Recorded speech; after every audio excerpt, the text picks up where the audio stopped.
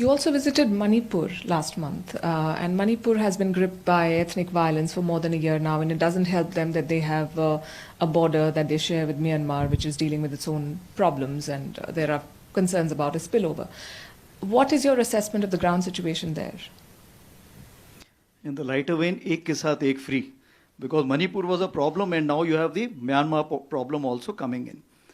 So as far as Manipur problem of you see in May 2023, it all started with a rumor that there was a Anglo-Kuki War Centenary Gate which is being burnt. It was not being burnt. I have gone on ground and confirmed from everyone. Now that rumor mongering led to major violence which is still finding its kind of a stabilization phase which has not reached. So what has happened over a period of time? It has become a battle of narratives. There is a polarization between the communities. The situation may be stable today, but it is tensed. Now, what all can be done about it? But before that, what all other things which have happened? What you talked about, internally displaced people, the number reached to 60,000. Of course, with our perseverance now that has come to below 40,000. Similarly, this society has got weaponized to some extent. Why? Because the weapons were looted.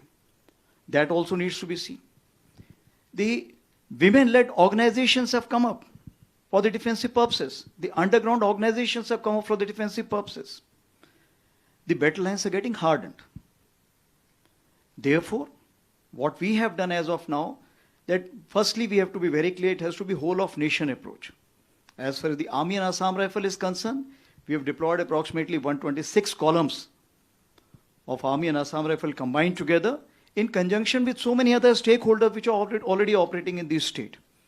And we are trying to calm down the situation. We are trying to bring in the trust. We are trying to restore the trust. It will take its own time because when the social cracks or the social fracturing takes place, it takes own time to kind of recover. But what has also happened that we've been able to recover a large number of weapons. Approximately, if I can say that 25% of weapons have already been recovered and double the weapon which are of local kind, that also been recovered. I've also gone and met the ex-servicemen because they are the last bastion of national integration and social harmony. They are advising us how to go about it. We are working closely with them as well as the central administration to look into what are the possible lines of effort which we should go ahead in future. Are there concerns about foreign assistance to certain militant groups from Myanmar? If we retrace the history of Manipur, the issues are very, very complicated. We have to go back to the Kabao Valley and so on and so forth. We'll not talk about it. But what is important, we earlier had something called as Valley-Based Insurgent Groups, VBIGs. From where were they being supported? They were being supported from across. Now, similar kind of allegations is coming for the other groups. Out here, what we are looking at, that we should not allow wrong narratives to be built up. For example, there was a narrative of the bomb drones.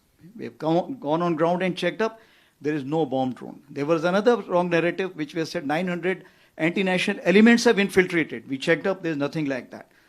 So if we control that, I think things will be all right. Now what we are talking about, the external support. As far as the external support is concerned, Myanmar is having its own problem. When we are having their own problem, what happens? They also have some people who are getting displaced. When they're getting displaced, where will they go? They will only go to those places which are peaceful and ready to accept them. And that's what is happening in Mizoram and Manipur. So those people who are coming, they are coming unarmed and they are coming for some kind of a shelter.